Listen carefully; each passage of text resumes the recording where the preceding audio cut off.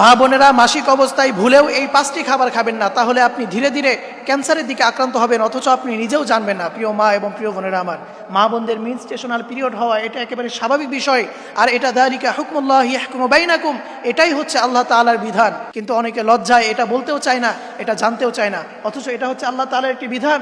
আল্লাহ রাব্বুল আলামিন তার হাবিবের মাধ্যমে জানিয়ে দিয়েছেন, ওয়ায়াসআলুনাকা আনিল মাহিদ কুল হুয়া আযা, হে রাসূল ওয়ায়াসআলুনাকা আনিল মাহিদ, লোকেরা যদি আপনাকে হায়েস সম্পর্কে জিজ্ঞাসা করে, কুল, আপনি বলুন, হুয়া আদা, এটি একটি কষ্টদায়ক বিষয়। এই জন্য কোনো মা বোনের যদি এই মাসিক না হয় তাহলে বুঝতে হবে সে অসুস্থ। এই জন্য মা বোনদের মেনস্ট্রুয়েশনাল পিরিয়ড হওয়া এটা একেবারে স্বাভাবিক বিষয়, এটা লজ্জার কিছু নাই, আর এটাই হচ্ছে আল্লাহ তাআলার বিধান।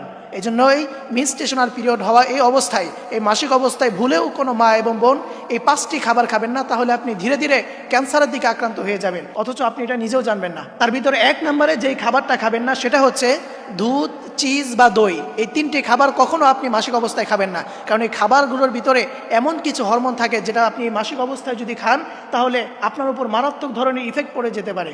এই জন্য এই মাসিক অবস্থায় কখনো আপনি এই খাবারগুলো খাবেন না। এগুলো অনেক শক্তিশালী খাবার, এটা ঠিক আছে, কিন্তু মাসিক অবস্থায় আপনার শরীরটা অনেক দুর্বল থাকে, এই অবস্থায় যদি আপনি এগুলো খান তাহলে এর ভিতরে এমন কিছু হরমোন থাকে যেগুলো আপনার শরীরের উপর অনেক বড় ধরনের ইফেক্ট পড়তে পারে। এই জন্য 1 নম্বরে দুধ, চিজ বা দই, এই 3টি জিনিস কখনো আপনারা খাবেন না। এবং 2য় নম্বরে যে খাবারটি খাবেন না সেটা হচ্ছে জাঙ্ক ফুড, অর্থাৎ যেটাকে আমরা ফাস্ট ফুড বলি, অর্থাৎ তৈলাক্ত কোনো জিনিস অথবা তেলে ভাজা, অতিরিক্ত তেলে ভাজা যে জিনিস, এই জিনিসগুলো আপনার সবসময় এড়িয়ে চলবেন, এটা আপনি মাসিক অবস্থায় কখনো খাবেন না। এবং 3য় নম্বরে মা বোনেরা মাসিক অবস্থায় যেই খাবারটি খাবেন না সেটা হচ্ছে কুল ড্রিঙ্কস, অর্থাৎ অতিরিক্ত ঠান্ডা কোনো জিনিস আপনারা খাবেন না।